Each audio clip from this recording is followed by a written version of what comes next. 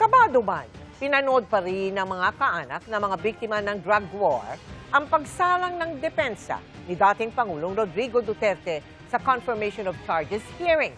Tumutok din ang mga taga-suporta at mga kaalyado ng dating Pangulo.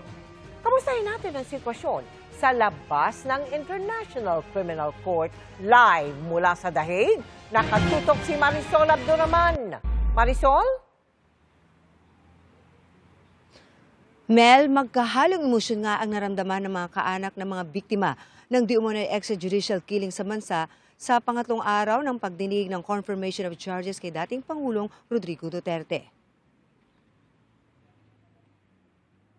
Maagang pumila kaninang umaga sa ICC ang mga manunood sa pagpapatuloy ng hearing sa confirmation of charges kay dating Pangulong Rodrigo Duterte.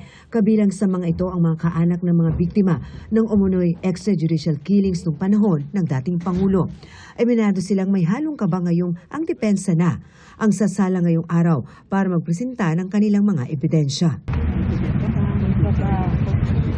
Ano ang kaba niyo? Siyempre sa mga sasabihin ko na kontra sa amin. Masakit po yun. Para po sabi ng tita yung evidence of meron on prosecution and we're confident na magiging fair naman po yung process. So kung ano man po yung kalalagpasan ay base ito sa evidence.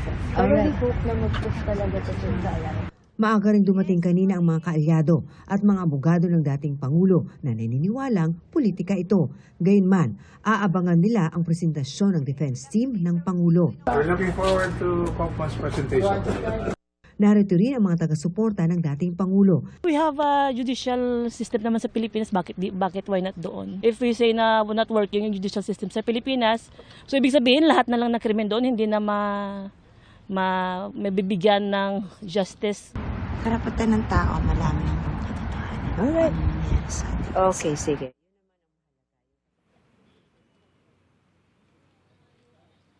Mel, during the break, mabilis nating nakausap si Attorney Sal Panelo na personal din na nag-observe doon ng pagdinig nitong confirmation of charges.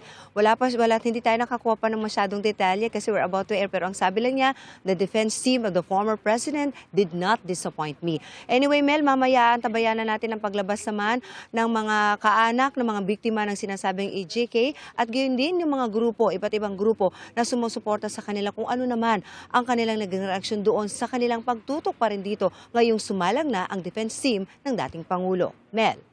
Maraming salamat sa iyo, Marisol Abduraman, live po mula sa The Hague.